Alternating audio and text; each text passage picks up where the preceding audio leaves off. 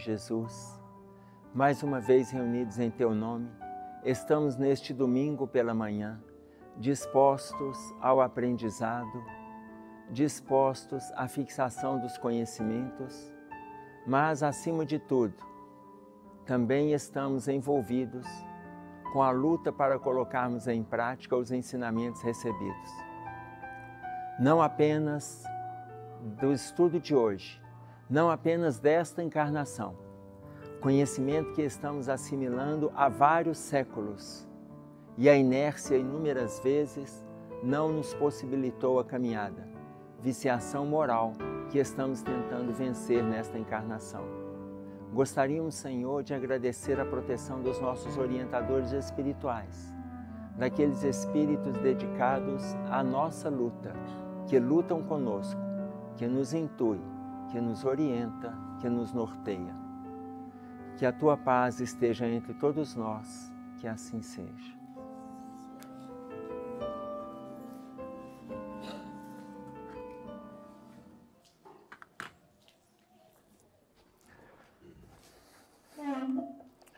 Nós estamos acompanhando o estudo do livro Religião dos Espíritos.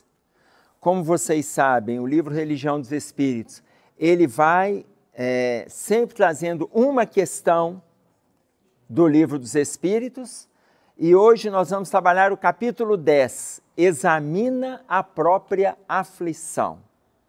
Examina a própria aflição. Ele discute para a gente a questão 908 do livro dos Espíritos. Examina a própria aflição. Então vamos fazer o seguinte, antes da gente discutir o texto, alguém aqui tem alguma aflição? Alguma? Pouca coisa. Deixa eu ver quantas. Só alguma. 1, 2, 3. Não, levanta a mão para eu ver quantos. Não, que beleza. Todo mundo? Gente, mas isso é bom saber. Sabe para quê? É só para saber se o estudo vai atingir todo mundo. Porque às vezes a espiritualidade está falando umas coisas tão sem sentido, né? Que às vezes os espíritos falam coisas que a gente não entende, fala, não, isso não era para mim, não. Olha a pergunta 908, que é do item da quarta parte da perfeição moral, 908. Como se poderá determinar o limite em que as paixões deixam de ser boas para se tornarem más? A gente tem paixão, não temos paixão? Todo mundo tem paixões? Nós temos paixões. Quando que elas se tornam boas em vez de elas serem más? A pergunta é essa. Como se poderá determinar o limite em que as paixões deixam de ser boas e para se tornarem más? Isso mesmo. Quando ela se torna obsessão? Quando ela se torna obsessão? Hã?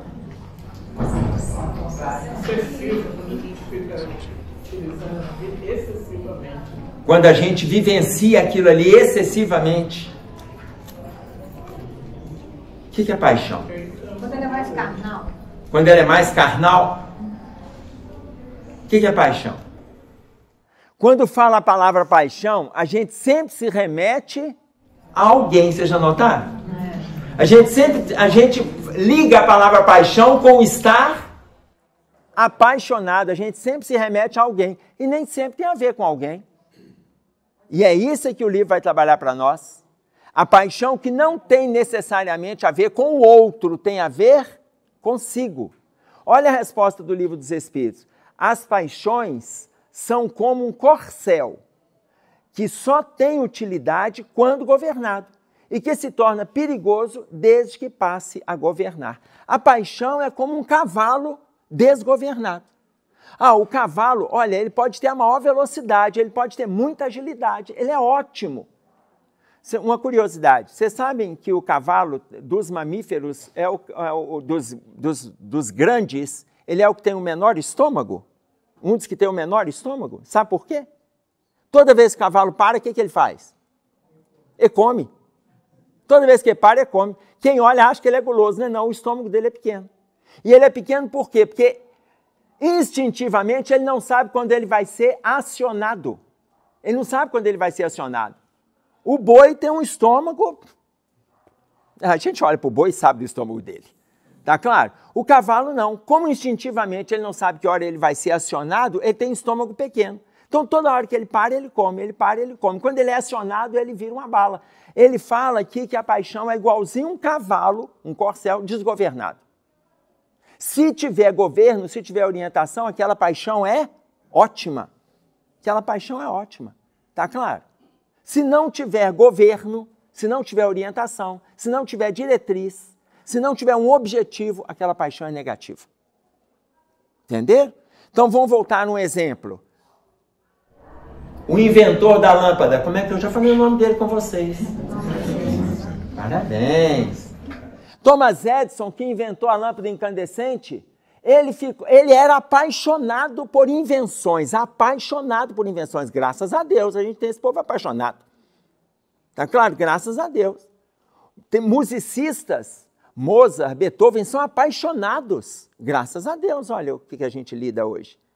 Então, Thomas Edison, quando ele chegou na experiência de número 700, lembram disso? Um dos assistentes dele falou que ele podia parar, ele não vai conseguir inventar a lâmpada incandescente, para com isso. Aí ele falou assim, parar agora que eu estou perto? O senhor já tentou, olha o assistente, o senhor já tentou 700 vezes. Aí ele falou assim, mas eu estou perto de inventar. Como está perto? Eu já tenho 700 caminhos que eu não devo percorrer.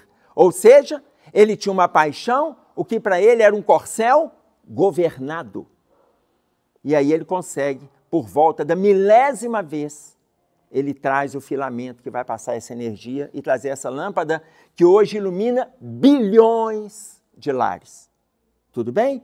Imaginem, as paixões são como um corcel que só tem utilidade quando governado e que se torna perigoso desde que passe a governar. Uma paixão se torna perigosa a partir do momento em que deixais de poder governá-la e que dá um resultado, um prejuízo qualquer para vós ou para outrem. Trouxe prejuízos àquela paixão, ela é negativa. Trouxe prejuízos para você ou para terceiros, aquela paixão é negativa. Por que que ele coloca para nós, no item As Paixões, a pergunta 908, que vai alicerçar, examina a própria aflição. Eu perguntei para vocês se nós temos aflições. Ele coloca assim, examina a própria aflição para que não se converta a tua inquietude em arrasadora tempestade emotiva. Arrasadora tempestade emotiva. Gente, onde começa uma aflição? Onde começa a aflição? Na consciência. Na consciência? Vamos fazer um desenhozinho aqui, vocês vão entender aonde começam as nossas aflições. Antes da gente ler o que ele vai falar a respeito, tudo gera aflição.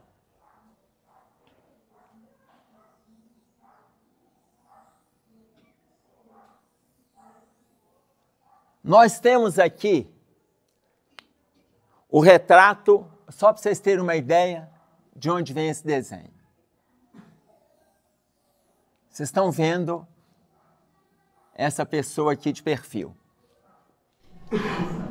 Vocês estão vendo esta pessoa de perfil? Difícil não, você não tem fé? Olha, você e a sua fé vai ver que aqui é uma pessoa de perfil. Dá para entender o que é o nariz? Dá? Ok, então tá bom. Aqui em cima, nós temos o quê?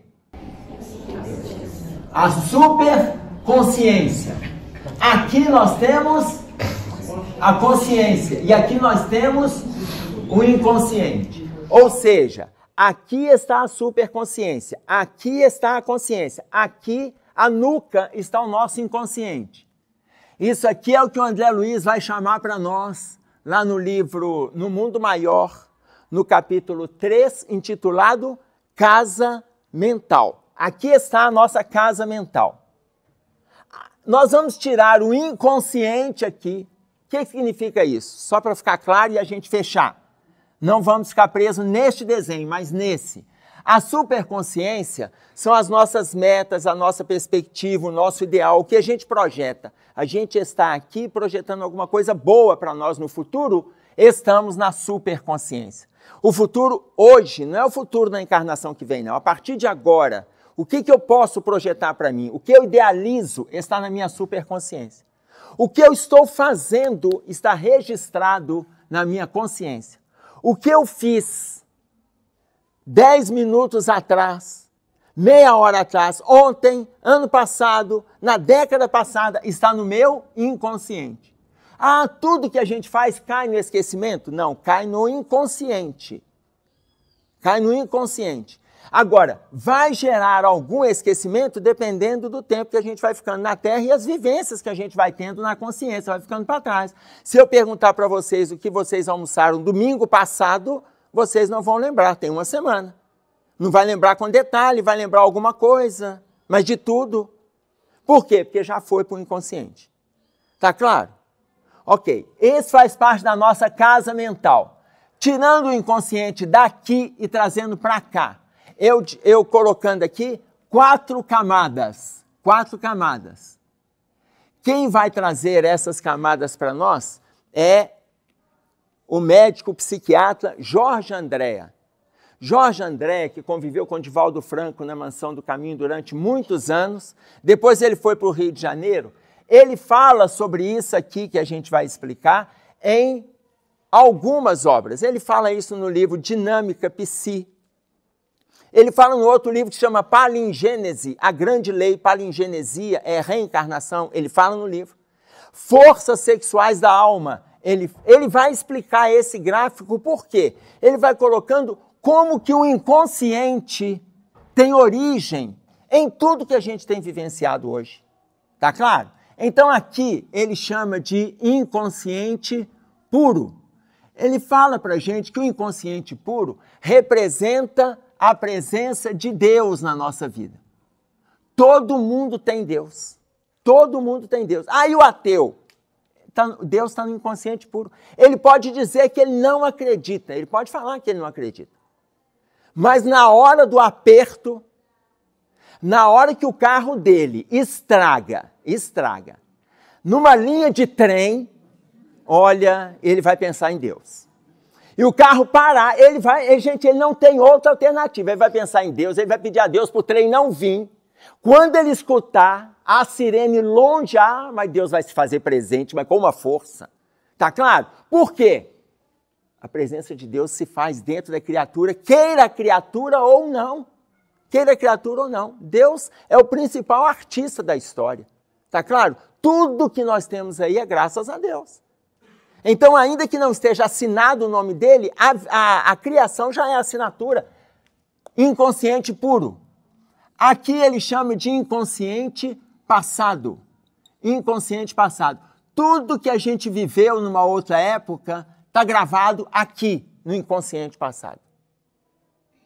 Como é que a gente sabe? Basta nós observarmos as nossas tendências. E ele coloca que são tendências são predisposições. Ele chama de núcleos em potenciação. Tendência, núcleo em potenciação. O que é um núcleo? Nessa encarnação aqui, eu era muito envolvido com ciúme. Nessa encarnação. Hoje, eu tenho o ciúme refletindo aqui. Essa camada aqui de fora é o meu corpo físico. Aqui é o corpo físico. Então, tudo que eu fiz aqui reflete no meu corpo físico. Aquela pessoa que é doente de ciúme, doente de posse, ela é doente de ciúme. Ela teve encarnações desastrosas nessa área e está refletindo aqui. Mas ela pode ter aprendido a ser ciumenta, possessiva. Não, a chance é remotíssima dela ter aprendido nessa. O movimento que ela teve nessa fomentou aquilo que estava adormecido no ano de 1530, quando ela matou por ciúme. Entenderam? Aqui ela cometeu crimes por ciúme. Então ela ainda vai trazendo resquício no corpo físico. Observa as tendências. Por exemplo, eu tenho uma pessoa que falou comigo assim, Emerson, eu faço culto no lar, eu estou envolvido nas tarefas, eu adoro as atividades, eu estou envolvido com tudo isso, mas eu tenho um problema, esse problema me incomoda, porque esse eu não estou dando conta de me libertar dele.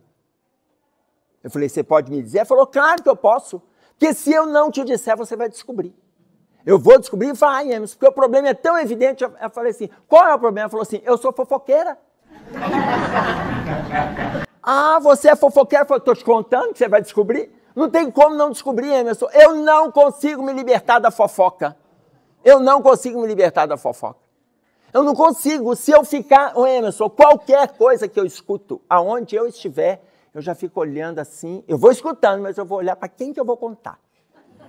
Eu já fico atento para quem que eu vou contar, porque está dentro de mim, eu não consigo. Ah, ela aprendeu nessa encarnação. Ela está trazendo lembranças graves de uma outra encarnação, que ela já teve envolvimentos.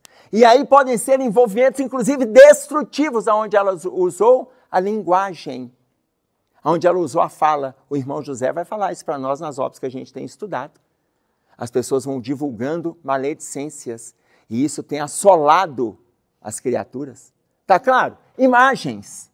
Então, inconsciente passado com núcleos em potenciação. Observa o que você fez lá atrás e você vai ver que isso aqui passa a refletir.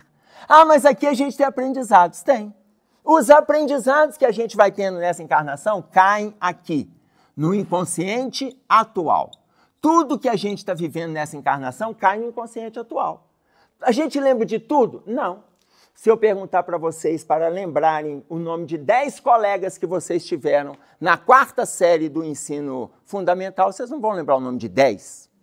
Não vão lembrar. Mas viveram com esses colegas, conviveram, estiveram aqui com eles no inconsciente atual. Está gravado? Tá. Eu volto no nosso texto. O texto se chama... Examina a própria aflição. De onde vêm as nossas aflições? De onde vem? Do nosso inconsciente passado. Ah, mas tem dessa encarnação? Sem sombra de dúvida, eu vou trazer.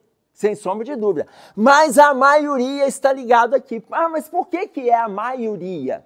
Porque a maioria das coisas que a gente está aprendendo hoje, nós, nesse estágio que nós estamos, nós que estamos lutando dentro da doutrina, outras religiões que eles estão lutando para colocar em prática, outros, eles estão aprendendo coisas novas na atual reencarnação, nesse corpo físico aqui, e já estão jogando para esse inconsciente aqui, ó, para ter material. Para quê? Para vencer as tendências. Então, aquela pessoa que tinha uma predisposição grande ao alcoolismo, ele vai ter uma predisposição grande quando chegar aqui, quando ele reencarnar, para o álcool. E aí vai ser a luta dele, tá claro? Aquela pessoa que teve uma predisposição grande ao desvairar, o desvairamento sexual, uma predisposição grande, quando chegar aqui vai ser uma luta para ele dar conta de se manter equilibrado na área sexual, porque vai refletir no corpo físico. Entenderam? Tá difícil? Tranquilo? Ô filha, tem lugar aqui, ó. Tá claro isso? Por que nós estamos colocando? Examina a própria aflição. Tudo vem daquilo que a gente está trazendo do passado. Tenho vivências atuais? Tenho. Mas hoje, as minhas vivências atuais, e muito possivelmente a de todos nós que estamos lutando, a de todos nós, ela está melhor do que a do passado. Ah, mas tem chance da gente ter tido uma reencarnação melhor do que a de hoje? Melhor do que a de hoje? E a gente veio aqui assim, praticamente assim em missão. Tem alguma chance? Eu não sei se isso já aconteceu com vocês, porque costuma acontecer comigo, às vezes alguém já passou por isso. Vocês já se olharam no espelho, e já viram no espelho assim, você olha para você no espelho e vê que você tem uma cara assim, angelical? Vocês não acham? Porque tem hora que eu me olho, gente, eu me acho tão angelical, que eu fico pensando assim, gente, por que eu estou nessa terra? Tá claro? Tem hora que eu acho que a gente... Eu não sei se vocês vivem isso. Por quê? Porque tem hora que a gente se acha missionário do cristianismo. Então, olha, tem chance de eu ser melhor hoje do que no passado? Sem dúvida, com tudo que eu estou assimilando. Tem chance de eu ter aprendido as mesmas coisas com a mesma clareza, com o mesmo investimento, com o mesmo discernimento no passado? Essa chance diminui acentuadamente. Eu posso ter, inclusive, convivido com os cristãos. Mas se eu não absorvi nada, é porque o meu discernimento, em nenhum momento, ele foi utilizado. Entenderam isso? Então, o que a gente fez no inconsciente passado? Acumulamos várias experiências negativas. É isso aqui. Daí surgem as nossas tendências. Tá certo? Oi, meu filho. Mas não pode ter nenhuma predisposição positiva, por exemplo, predisposição para a música ou predisposição para a ciência? Sem sombra de dúvida, graças a Deus, né? Existe predisposição positiva. Porque tendo a predisposição positiva, também está relacionado ao nosso aprendizado no passado. Ainda bem que a gente tem, basta a gente ver as nossas profissões. Tem coisas que a gente tem muito mais predisposição, tá certo? Do que outras. Tem áreas que a gente tem mais predisposição, tem mais investimento, tem mais dedicação do que outras áreas. Isso é porque a gente também está trazendo daqui, senão fica parecendo que tudo que está no passado é negativo. Não. Mas a maioria, lembram lá do capítulo 13 do livro Reforma Íntima Sem Martírio? Quando a Hermance do Faux coloca para nós assim, respeito à amizade com o homem velho? Lembrar? Respeito. Onde que está o homem velho? Aqui, ó. O homem velho é o nosso passado. E a Hermance do Faux explica isso aqui, ó. Respeito à amizade com o homem velho, reconheça-te. Se avalia, se investiga. Você se reconhecendo, fica fácil de vencer dificuldades. Mas se eu não reconheço que eu tenho aquela dificuldade, não adianta as pessoas me dizerem. Eu nem aceito. Isso é igual a pessoa que bebe. Quando você fala com ele que ele é um alcoolista, embora outros ainda estejam usando o termo alcoólatra, mas é um alcoolista, ele vai falar assim, eu paro a hora que eu quiser. Eu paro a hora que eu quiser. Eu só não quero. Não, muitas vezes ele já até tentou, mas ele não conseguiu. Entender? Examina a própria aflição. Então, daqui vem as nossas aflições. Graças a Deus, a gente tem méritos, como coloca o Juliano ali para nós. Nós temos aprendizados. Examina a própria aflição para que não se converta a tua inquietude em arrasadora tempestade emotiva. Ou seja, não vire aquele corcel desgovernado. Tá. Aí ele coloca assim, todas as aflições se caracterizam por tipos e nomes especiais. Ele faz uma associação da aflição com os nossos, o tempo todo com os nossos vícios morais. Ele vai trazendo, lembram que a gente falou, o texto examina a própria aflição, o item é paixões, o item da pergunta do capítulo Perfeição Moral, no Livro dos Espíritos, e aqui ele não usa a relação com o outro. Ele vai falando do nosso estado moral. A aflição do egoísmo se chama egolatria. A aflição do egoísmo se chama egolatria. A aflição do vício chama-se delinquência. A aflição da agressividade chama-se cólera. Olha, a aflição do vício chama-se delinquência. Nós podemos nortear pensando em vários perfis de viciações. Tá certo? Por quê? O delinquente é aquele que foge regras. Uma pessoa viciada em comida, que a gente pensa que foge regras, a gente pensa no delinquente, o delinquente que está cometendo delitos lá fora. Não, mas vamos pensar na gente. Uma pessoa viciada em comida, ele foge à regra do bem-estar da alimentação. Quando ele é um viciado na alimentação, ele excede. Ele é um delinquente que ele se agride. O delinquente é aquele que foge a regras e agride a sociedade, agride pessoas. A aflição da agressividade chama-se cólera. A aflição da agressividade. Nós vamos trazer uma referenciazinha aqui a respeito. A aflição do crime chama-se remorso. Qual que é a diferença do remorso para a culpa? Quem sabe? Qual a diferença do remorso para a culpa? A gente tem culpas? Qual a diferença? Parece que na culpa a gente fica com aquele sentimento que errou, mas a gente segue adiante. Agora o remorso é aquela coisa que fica remoendo você 24 horas, você tem que eu fiz. E na hora que você tende a esquecer, você liga o jornal, tá lá, falando tal, matou outro, eu fiz também, e volta, o remorso de novo. Então, o remorso, o próprio nome já diz para nós, a gente fica remoendo. E a culpa? Você sabe que errou. Você sabe que errou. Qual é o problema quando a gente repete o erro da culpa? O irmão José chama de dupla culpa. Você sabe que errou, sabe que pode corrigir, sabe, mas não corrige. Aí ele chama de dupla culpa. Tá claro? Por que a dupla culpa? Porque, olha, já está na hora de mudar isso. Você já está consciente? Está consciente? Tanto que ele coloca assim, raríssimos, ele fala só tem dois perfis de pessoas hoje na Terra que não sabem quando está errado. Só 2 perfis que não sabem. Quem são os 2 perfis? Os primitivos. Tem alguém na Terra hoje primitivo? Não, vocês estão na dúvida. Gente, não vale lembrar do marido ou da esposa não, combinado? Tem alguém hoje na Terra primitivo? Não tem. Não tem. Então imaginem vocês, só tem 2 perfis que não sabem que errou. O primitivo e o insano. Quem é o insano que ele coloca? É aquele que erra e continua repetindo o erro. Ele erra e vai fazendo, ele erra e vai fazendo, erra e vai fazendo, com um diferencial, ele ainda justifica. Isso não foge muita gente, não foge?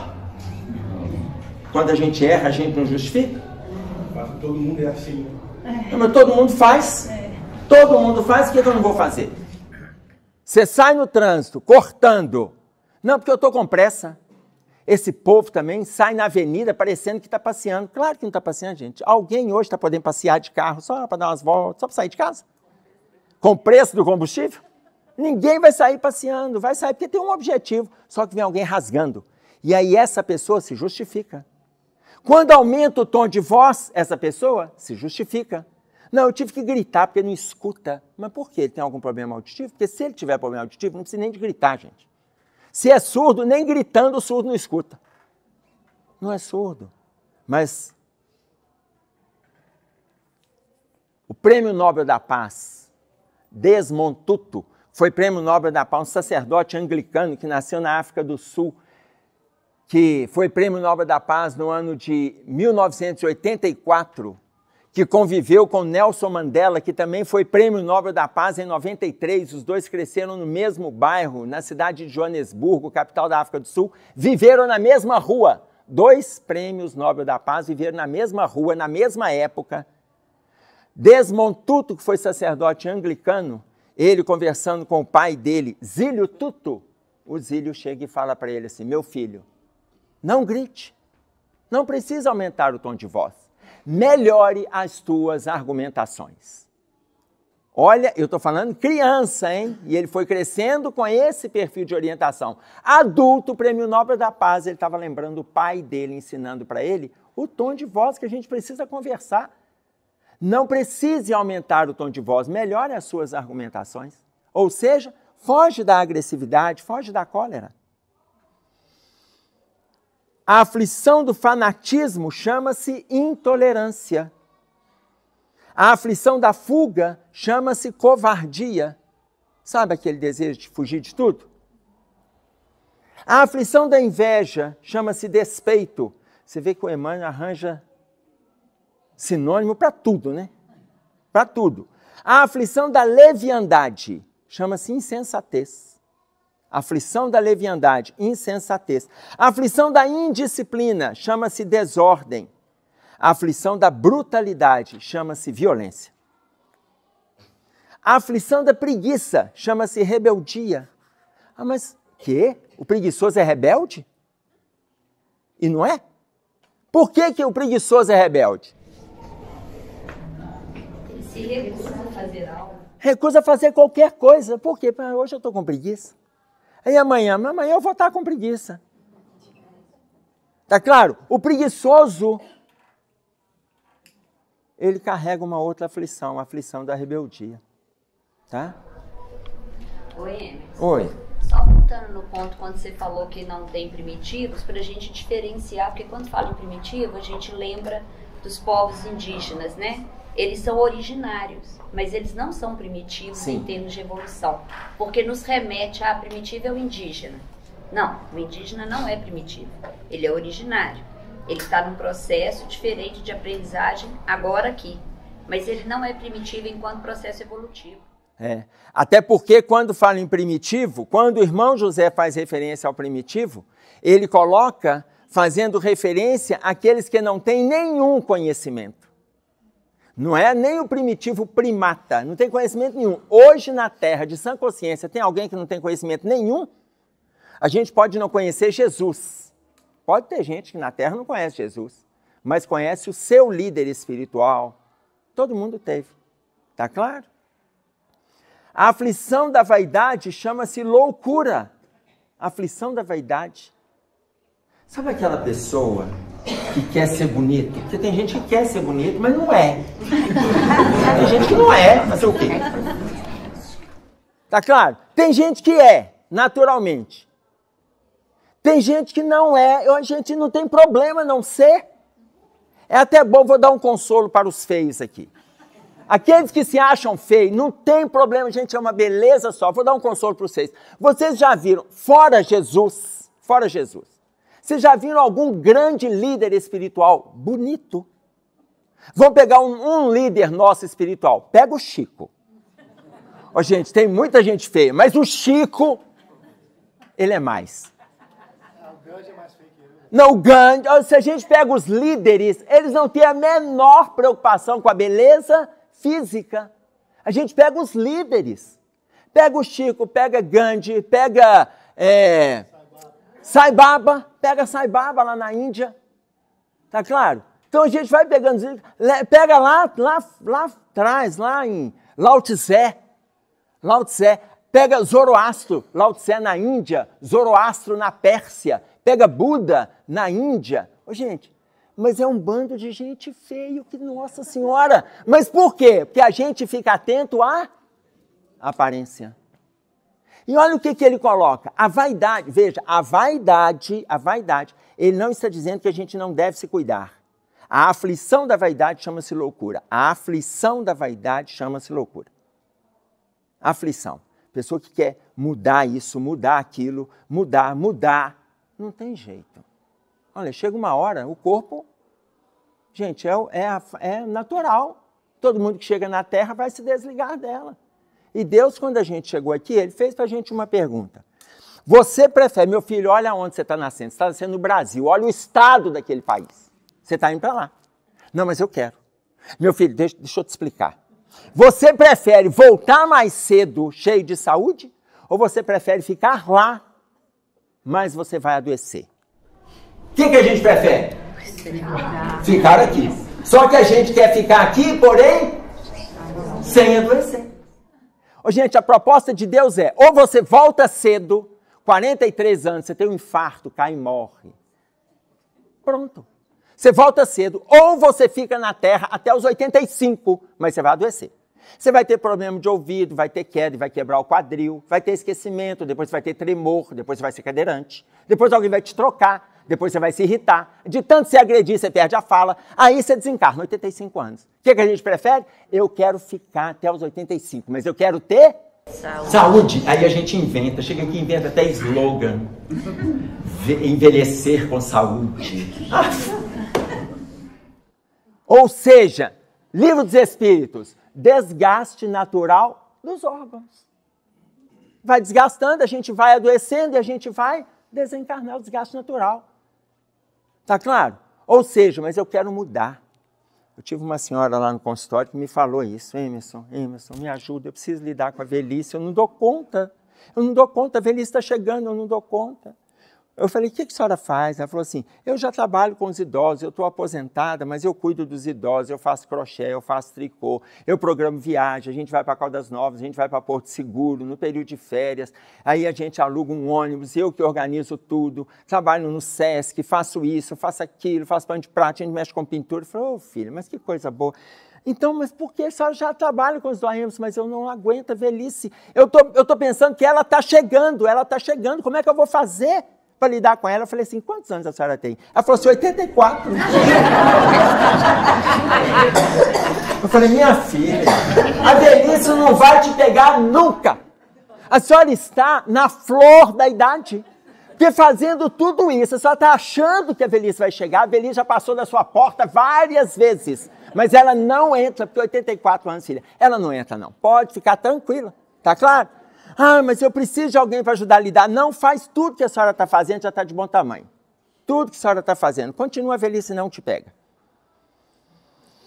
A aflição da indiferença chama-se desânimo. A aflição da indiferença chama-se desânimo. Olha como que a gente carrega isso nas nossas relações. Vocês veem que hoje, se tem uma coisa que assola as relações sociais como um todo, é o desânimo. Às vezes a gente dá até o nome de preguiça, porque aqui tem preguiça também.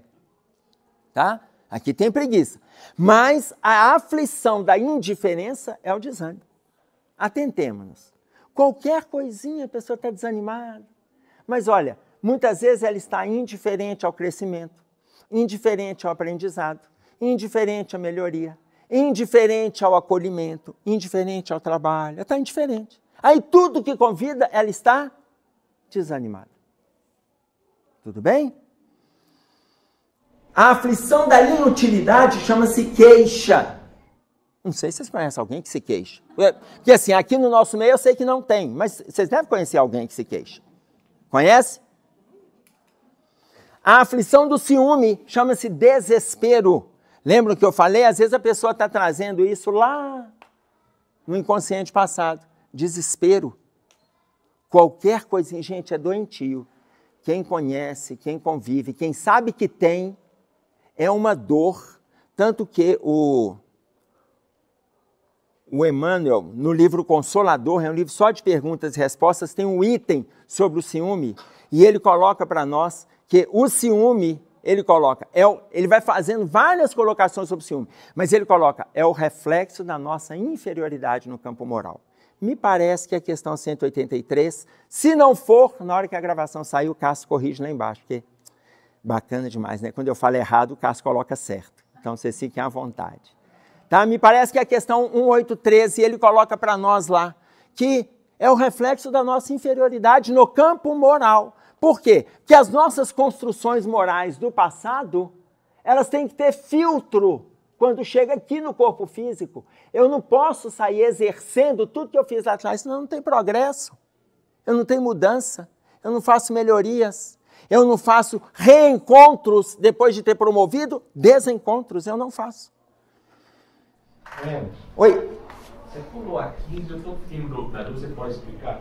Qual? A 15. Ah, porque a minha não está enumerado, lê para mim, qual que é? A aflição do relaxamento chama-se evasiva. Ah, sim, pulei. A aflição do relaxamento chama-se evasiva. O que é isso, hein? O que é ser relaxado? Deixa para lá. O que é ser evasivo? Relaxar, deixa para lá. E o evasivo? Não estou nem aí, é mais irresponsabilidade. Aflição do relaxamento. Vou pegar um exemplo, estamos aqui hoje. Para a gente estar aqui, começar aqui às 9 horas e tal, a gente dormiu sabendo que o horário que a gente iria acordar, o que a gente iria fazer, o café que a gente ia tomar, foi a hora que eu vou sair. Isso é disciplina. A pessoa relaxada, ela iria acordar 7h30. Ele relaxou, acordou 8h20. Aí ele queria fazer tudo que ele faria nos 50 minutos que ele estava dormindo, ele queria fazer tudo. Aí quando deu 9h05, ele vê que não deu tempo mais. Se evadiu do compromisso. Entendeu? Assumiu irresponsavelmente a ausência. Mas enquanto está só na nossa reunião, não tem problema. E quando ele fizer isso em outras situações que trazem consequências, ele tem que pegar um voo. Só que ele iria acordar às 7h30, ia sair de casa às 8h20, para chegar no aeroporto 10 horas. Aí ele pega e acorda 8h35. Tá claro? Vai perder o voo. Vai perder o voo.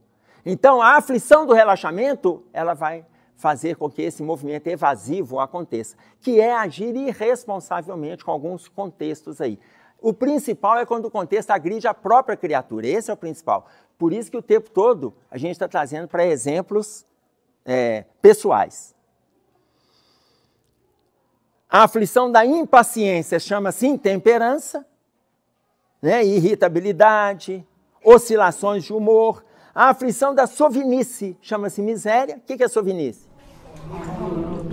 Pão duro. A aflição da injustiça chama-se crueldade. Cada criatura tem a aflição que lhe é própria. Cada criatura tem a aflição que lhe é própria. Ok. Entender? Aqui tem dúvida? Eu vou tirar porque nós vamos fazer um outro gráficozinho aqui. Tem dúvida? Não. Acharam o passado de vocês aqui?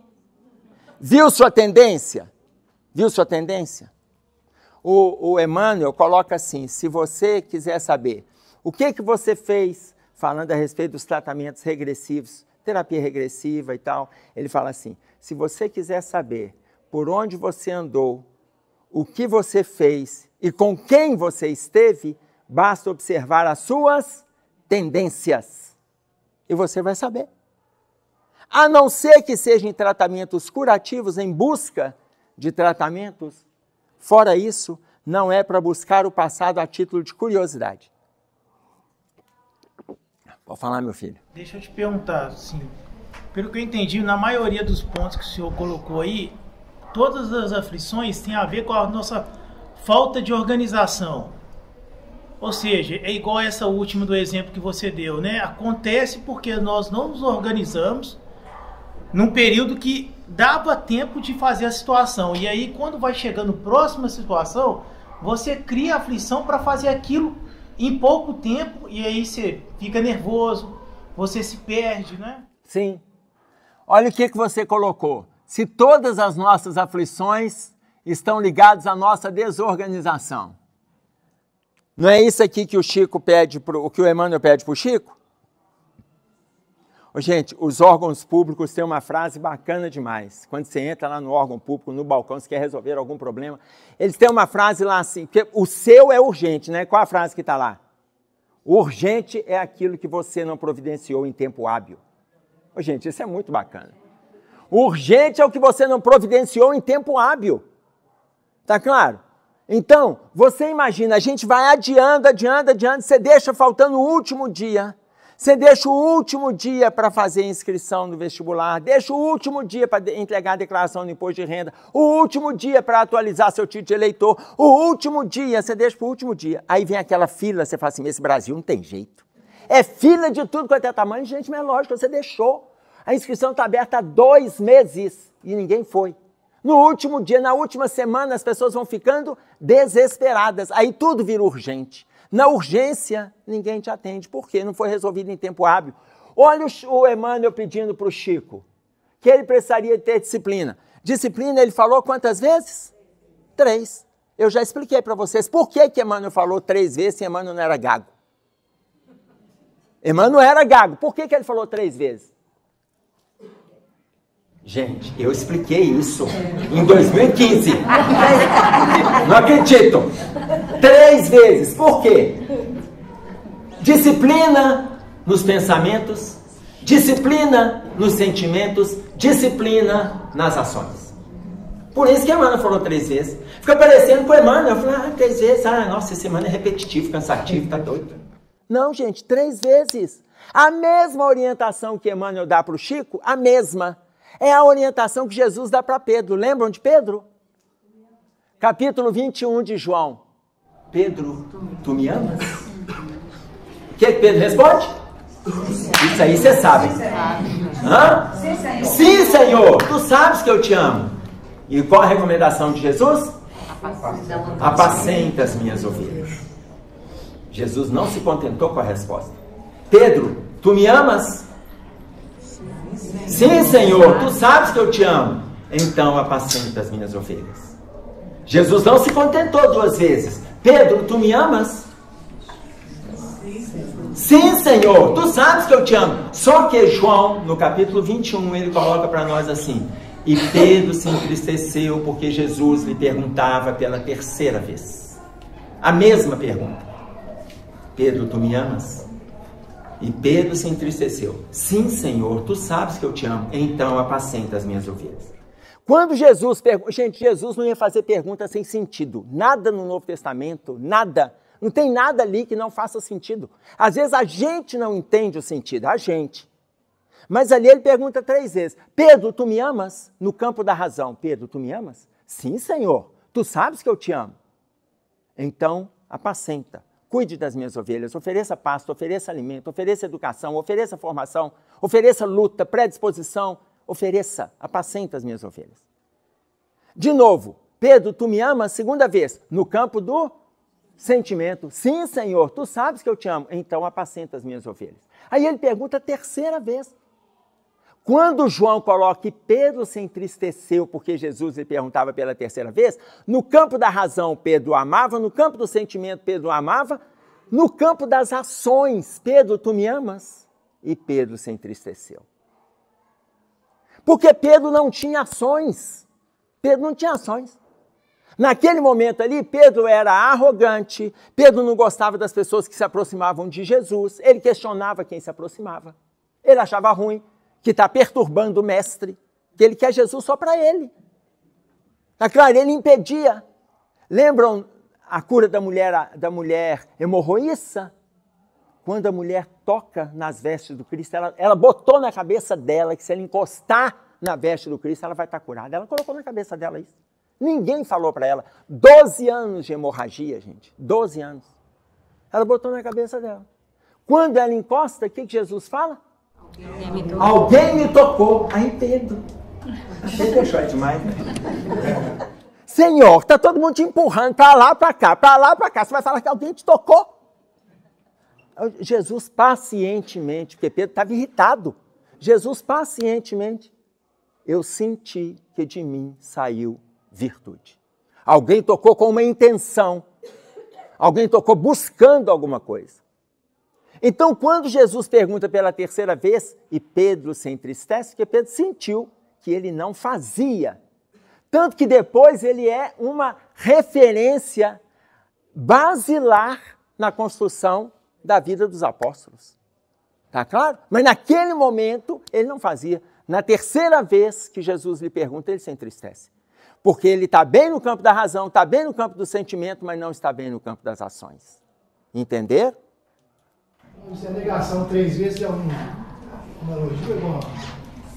A negação dele 3 vezes é fuga, covardia. Não falou aqui sobre covardia? Pedro teve medo? Já pensou Pedro ser crucificado? Ele negou 3 vezes. Ele nega no campo da razão, porque ele fala que ele não conhece. Ele nega no campo do sentimento, que ele não convive. E nega no campo da ação, porque ele não faz. Ele nega. Mas ali na orientação aqui do Emmanuel, é a fuga, que é um movimento de covardia. Naquele momento ali ele se acovardou. Tá claro? Oi. Tem uma passagem no Evangelho que os discípulos estavam em dúvida se Jesus era o Messias mesmo, se eles estavam no caminho certo. Quer dizer, só daí, né, quer dizer, depois de tudo que Jesus fez, falou, ensinou, ele estava com dúvida ainda. E aí, eles ainda perguntam, não vou nem fazer a pergunta do discípulo, mas lembra quando ele é questionado pelos sacerdotes? Jesus, olha só a fala de Jesus, a fala dele. Eu sou o caminho, a verdade e a vida. Eu sou. Ninguém vem ao Pai senão por mim. Ninguém vem. Não tem jeito de chegar a Deus se não passar por Jesus. Não tem jeito. Ele colocou, eu sou o caminho, a verdade e a vida. Ele colocou, lá no capítulo 8 de João, ele coloca para nós assim, conhecereis a verdade e a verdade vai te libertar. A verdade vos libertará. Se ele coloca desse jeito para nós, desse jeito, aí ele está lá diante do sacerdote, o sacerdote pergunta para ele assim, qual é a verdade? Gente, Jesus tinha que ter paciência, não tinha não? Depois dele ensinar isso, imagina o professor, depois de ensinar depois de ensinar a lição de somar, está ensinando. O aluno olhando para o quadro, ele fala assim, entendi não. Aí o professor repete, porque Jesus repetiu, se ele é a verdade, ele repetiu, ele sendo a verdade, repetiu várias vezes. Aí o aluno vai lá e pergunta de novo. Depois o aluno pergunta de novo. Ô, gente, o professor tem que ter paciência demais. Por isso que quando um professor aposenta, sem ter matado nenhum aluno, a gente tem que fazer uma festa. Tá claro? Você imagina que Jesus teve paciência até chegar na hora do sacerdócio. Quando chegou na hora do sacerdócio ali, o sacerdote pergunta para ele, qual é a verdade? O que Jesus respondeu? Nada. Gente, ele ficou calado, olhando o sacerdote. Não falou mais nada, não. Ele vai falar de novo. O sacerdote está diante da verdade. Está diante. Ele disse, ninguém vem ao Pai senão por mim. Você quer chegar a Deus, tem que passar por mim. Tem que passar. Não tem outro caminho. Eu sou o caminho, a verdade, a vida eterna. Eu sou. Enfim, ele coloca para nós aqui. A aflição, olha, cada criatura tem a aflição que ele é próprio. Qual foi a primeira pergunta que eu fiz para vocês? Se a gente tem aflição. Ele colocou, cada criatura tem a aflição que ele é próprio. Ou seja, todo mundo tem. Não tem ninguém que não seja aflito, né, no nosso grupo aqui, tá? Todo mundo aflito. A aflição do reino doméstico, da esfera profissional, do raciocínio, do sentimento. Todo mundo tem aflição. Todo mundo tem. Ok. Muitas das nossas aflições, aí eu volto lá na questão da disciplina, ela começa em duas situações, na culpa e no medo. Muitas, lembram do gráfico do inconsciente passado que nós fizemos aqui agora? Muitas das nossas vivências estão relacionadas a essas duas situações aqui, ó. A culpa e o medo gera tensão. A tensão gera agressividade. A agressividade gera doenças. Olha, trazendo isso tudo que o Emmanuel trouxe aqui. Isso aqui é tudo estado doentio. Estado doentio da alma, entender? Isso é estado doentio da alma. Mas por que a gente está carregando essas doenças aqui? Carregamos essas aflições. Por quê? Porque a gente está se agredindo. Por que a gente está se agredindo? Porque a gente está tenso. Mas a gente está tenso por quê? Porque nós cometemos vários deslizes. Eu vou até tirar esse aqui para a gente não entrar em novo tema. A gente cometeu vários deslizes lá atrás. E isso nos acomete hoje. E vai nos trazendo tensão, agressividade, adoecimento. Isso aqui é estado doentio da alma.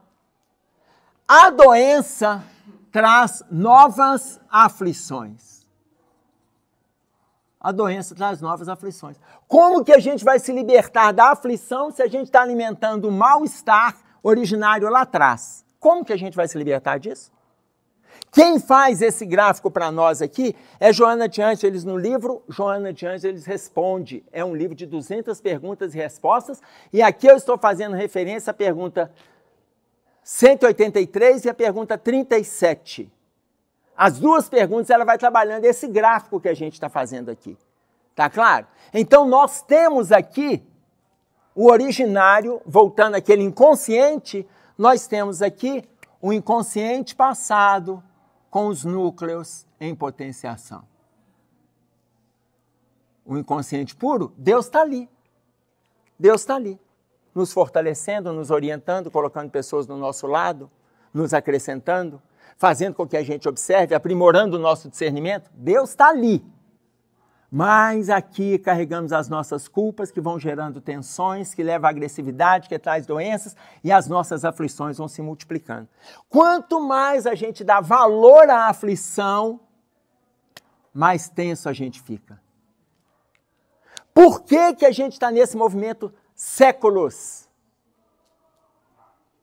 Que a gente está repetindo informações. Estamos estudando. A gente não perdoa, né? A gente tem dificuldade de perdoar. Aí a Joana de Ângeles. Joana de Ângeles tem uma mensagem que se chama Perdoa-te. Ela fala para a gente se perdoar disso aqui, ó, para a gente se perdoar. É a gente que tem que... Porque para eu me perdoar, eu tenho que reconhecer que eu carrego a aflição do alcoolismo. Eu tenho que reconhecer que eu carrego a aflição da gula. Eu tenho que reconhecer que eu carrego a aflição da vaidade. Eu tenho que reconhecer que eu carrego a aflição da maledicência. Reconheço. Perdoa-te. Perdoa-te dos enganos que você cometeu lá atrás. Perdoa-te. Quando a gente dá conta de se perdoar, nós vamos fazendo com que esse inconsciente puro, ele vai ampliando dentro de nós. Por quê? Esse que está aqui, olha só como que o Jorge André descreve para nós. O engano que eu cometi aqui na área do ciúme reflete no meu corpo aqui de forma desastrosa, avassaladora, destrutiva aqui, olha. Por isso é que eu sou ciumento, mas doente. Doente, porque esse aqui está muito perto da periferia do inconsciente passado. Ele atravessa o inconsciente atual e eu passo a sentir isso aqui de forma avassaladora. À medida que eu vou me educando, isso aqui vai aproximando de Deus. Eu vou melhorando, vai aproximando. Esse aqui eu estou melhorando no campo da sexolatria, vai aproximando. Esse aqui no campo da maledicência, vai aproximando. Vai chegar uma hora que a aproximação, ela vai se tornando tão envolvente com a divindade que eu não faço mais, não cometo mais as viciações. À medida que eu não for cometendo as viciações, esse inconsciente puro vai aumentando dentro de mim. Por isso é que Jesus colocou, eu e o Pai somos um.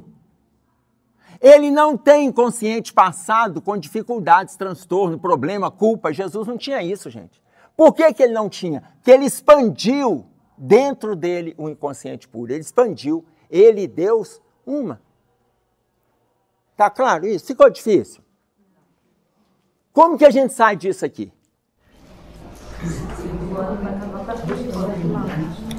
Como que a gente sai? Se perdoando e acabando com a culpa. Tá tranquilo para todo mundo? Oi. Tem a ver em você faz as pazes com o teu inimigo,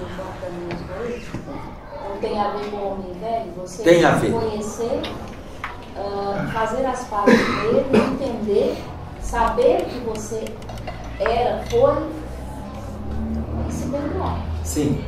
Tem a ver fazer as pazes com o inimigo? Quem é o nosso inimigo? Se o nosso inimigo está aqui, o que Jesus fala para nós? Reconcilia com o teu adversário quando estás a caminho com ele. Reconcilia. O meu adversário não é necessariamente a pessoa, o meu adversário sou eu. Reconcilia com o teu passado. Reconcilia. Reconhece, veja os enganos, reconcilia enquanto você está no caminho com ele. Para que o teu adversário, seu passado, não te entregue ao juiz. O teu passado não te entregue ao juiz. E o juiz não te entregue ao oficial. O teu passado não te entregue à tua consciência. E a tua consciência não te entregue ao oficial. O oficial são as suas ações. Porque o oficial te encerra na prisão. Se você não tem ação nenhuma. Tá claro? Reconcilia-te com o teu adversário enquanto estás a caminho com ele, para que o teu adversário não te entregue ao juiz. E o juiz não te entregue ao oficial. E o oficial não te encerre na prisão. Tudo bem? Porque na hora que entregar para as minhas boas ações, não fiz nada. Como que a gente vai sair disso aqui? Gente, eu acho que já deu o horário, eu vou continuar no próximo mês, então.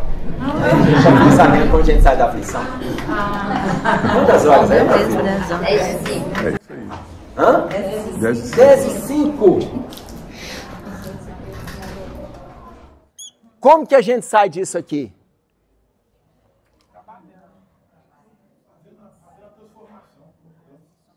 Arrependimento. Arrependimento. Hã? Tem que vir antes da mudança. O arrependimento. O arrependimento, conquanto seja o primeiro passo, lembra o livro Céu e Inferno? Código Penal da Vida Futura, capítulo 7. 16º item. O arrependimento, conquanto seja o primeiro passo, por si só não basta. São necessários a expiação e a reparação.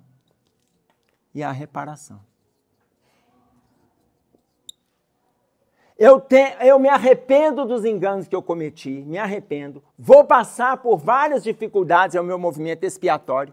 Eu vou reparar. O arrependimento, conquanto seja o primeiro passo para a mudança, são necessários a expiação e a reparação. E isso vai nos trazer a liberdade. Liberdade do quê? Do homem velho. Do homem velho. Libertando-nos do homem velho, a gente está se libertando das aflições. Os corações unidos no sumo bem, contudo, sabem que suportar as aflições menores da estrada é evitar as aflições maiores da vida. Suporta. A aflição que você tem hoje, suporta. Suporte as menores, para a gente evitar as maiores. Por isso, apenas eles, anônimos heróis da luta cotidiana, conseguem receber e acumular em si mesmo os talentos de amor e paz, reservados por Jesus aos sofredores da terra, quando pronunciou no monte a divina promessa: bem-aventurados os aflitos. Nós vamos dar uma paradinha aqui. Não tem mais nenhuma colocação para fazer, nem vocês. Quem tiver, não faça.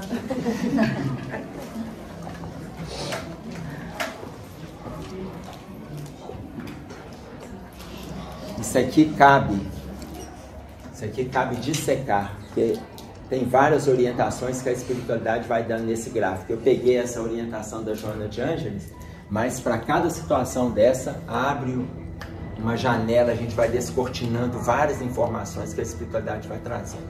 Com o tempo, a gente vai fazendo isso. Tá claro? Vamos fazer a nossa prece para a gente encerrar.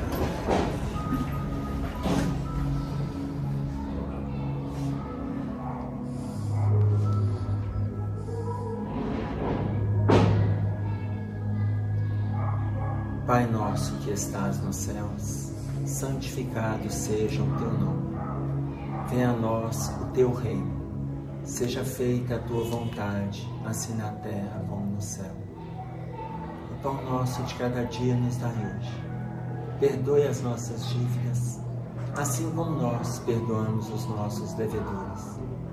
Não nos deixeis cair em tentações, mas livra-nos do mal, porque teu é o reino, o poder e a glória para todos sempre. Com esta prece, Senhor, estamos encerrando o nosso estudo desta manhã de domingo. Fique conosco, que assim seja.